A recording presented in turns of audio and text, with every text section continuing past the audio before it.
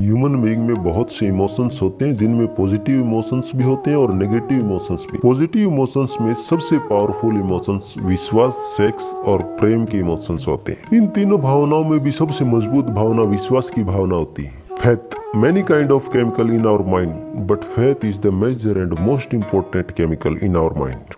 वैसे तो तीनों इमोशंस में इतनी अपार शक्ति होती है कि आपका कोई भी विचार अगर सेक्स, प्रेम और विश्वास से होकर गुजरता है तो तुरंत वो विचारों की फाइल सबकॉन्शियस माइंड में चली जाती है, अर्थात वो फाइल आपके अंतर मन में, आपके अवचेतन में प्रवेश कर जाती है। और अंतर मन की इस मेमोरी में जितनी भी फाइल्स होती है वो सभी आध्यात्मिक रूप में ही मौजूद होती है, या फिर ऐसे कहूँ कि अंतर मन में कोई भी विचार पहुँचते ही आध्यात्मिक रूप ले लेता है। ह्यूमन बीइंग का यह आध्यात्मिक हिस्सा ही एक ऐसा इकलौता साधन है जिसके माध्यम से अंतर मन में मौजूद विचारों की चर्चा हम असीम शक्ति के साथ कर सकते हैं। यानी सब कॉन्शियस माइंड के अंदर पहुंचा कोई भी विचार असीम शक्ति के साथ कनेक्ट होता है, और असीम शक्ति सब कॉन्शियस माइंड को उन विचारों की फाइल को साकार रूप देने के लिए, अर्थात भौतिकता में उतारने के लिए उसका स्वरूप प्रदान कराती है। आपके सबकॉन्शियस में पहुंचा विचार क्यों न प्रकृति के लिए घातक सिद्ध क्यों न हो रहा हो, उस असीम शक्ति को इस बात से कोई लेना देना नहीं कि आपके विचार कितने नेगेटिव है या कितने पॉजिटिव है। जो फाइल आपके सबकॉन्शियस में विश्वास के साथ पहुंच गई, उन विचारों का साकार स्वरूप उसे प्रदान कराना ही होता है। ये सबकॉन्शियस माइंड 2 नंबर की मेमोरी है, यानी दूसरे नंबर की मेमोरी है। मानव के निर्जीव तत्व से लेकर जीवंत शरीर का आकार लेने तक की यात्रा के बीच जितनी भी मेमोरीज है, उनमें ये दूसरे प्रकार की मेमोरी।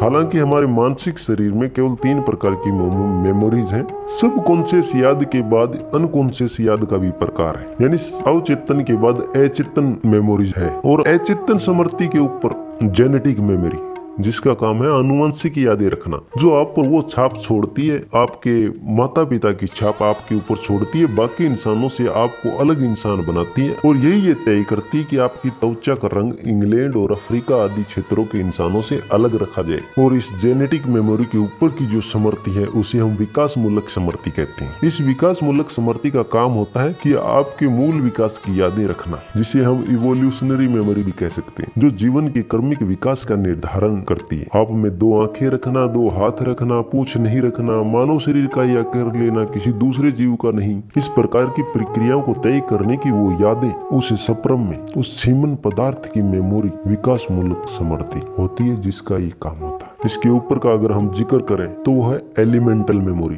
यानी तत्विक स्मृति, जो ये तय करती है कि 5 तत्वों से जब इंसान बना, 5 तत्वों से जो मानव शरीर बना, उन तत्वों की प्रक्रियाएं और उनका व्यवहार कैसा हो, इसका निर्धारण ये एलिमेंटल मेमोरी यानी तात्विक स्मृति तय करती है। और यही स्मृति इंसान की मृत्यु को और पुनर्जन्म को निर्धारित करती है। इससे आगे की मेमोरी का भी अगर हम जिक्र करते हैं तो वो है एटॉमिक मेमोरी। आधुनिक विज्ञान जिसे अविभाज्य मानता था, और ब्रह्मांड इसका बुनियादी आधार भी। आजकल स्कूलों में बच्चों को परमाणु सिद्धांत सिखाए जा रहे हैं, जो इसी बुद्धि का एक प्रकार है, जो इस एटॉमिक स्मृति का आधार है। हालांकि इससे आगे की भी खोज की जा चुकी है आज, तो वो है एटॉमिक पार्टिकल, यानी परमाणुओं के भी अणु, सूक्ष्म अणु। अब हम इन सभी बातों को यहीं पे छोड़ के अपने पॉइंट पे आते हैं, यानी विश्वास रसायन की शक्ति। पॉजिटिव इमोशंस में सबसे मजबूत इमोशंस विश्वास होता है, और इस रसायन की कितनी शक्ति होती है आपको बता दूं कि अंतर मन खुद विश्वास रसायन की मौजूदगी में ही काम करता है। और इस धरती पर आज तक जितनी भी चमत्कारिक व रहस्यमयी घटनाएं हुई हैं, जिनको विज्ञान आज भी अपने सिद्धांतों के माध्यम से स्पष्ट नहीं कर सकता, उन सभी घटनाओं में विश्वास ही बुनियादी रसायन था। और यही रसायन सभी ऐसी घटनाओं का आधार है। विश्वास आध्यात्मिकता में भी उन्नति का स्टार्टिंग पॉइंट है। विश्वास आध्यात्मिकता में ही नहीं, भौतिकता के क्षेत्र में भी उन्नति का शुरुआती बिंदु है। विश्वास कामयाबी, सफलता, सक्सेस के लिए एक जरूरी और इकलौता रसायन है, जिसके बगैर आप कामयाबी की कल्पना नहीं कर सकते। विश्वास रसायन के बिना असीम शक्ति के साथ संवाद नहीं हो सकती। विश्वास रसायन के बिना गॉड के साथ कम्युनिकेशन करना नामुमकिन है। इस केमिकल का होना ही काफी नहीं होता, इसकी मात्रा भी इसकी मजबूती में मेजर रोल अदा करती है। महाभारत जैसे युद्ध विश्वास के बगैर नहीं लड़े गए। जिस दल के पास इस केमिकल की मात्रा सबसे ज्यादा थी, जीत उसी दल की हुई। आज हमने इस विश्वास रसायन की ऊर्जा की स्तर का जिक्र किया। इसी प्रकार हम इस जीवन को आनंदमयी बनाने में सहयोग की जितनी भी ऊर्जाएं हैं, उनको एक के बाद एक एक्सप्लेन करते रहेंगे, क्योंकि स्वयं की खोज ही तो बाहरी संसार की खोज है। हमारे अंदर ऊर्जाएं और उनके स्तर और उनके मूल सोर्सेज क्या है, कैसे इन भौतिक और अभौतिक ऊर्जाओं को एक्टिवेट करके जीवन को आनंदित बनाने में इसका